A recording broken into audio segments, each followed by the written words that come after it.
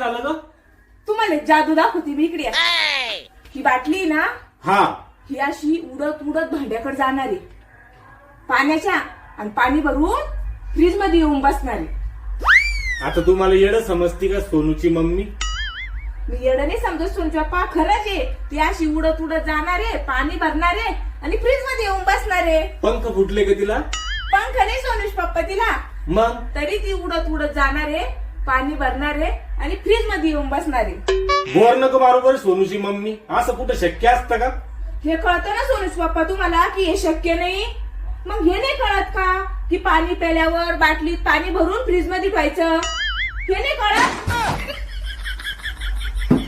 पाणी पिते, फ्रीज मध्ये रिकामी बॉटल पिते, थंड पाणी नसलं की माझ्याच नावावर बॉम्ब मारते, थंड पाणी नाही, थंड पाणी नाही.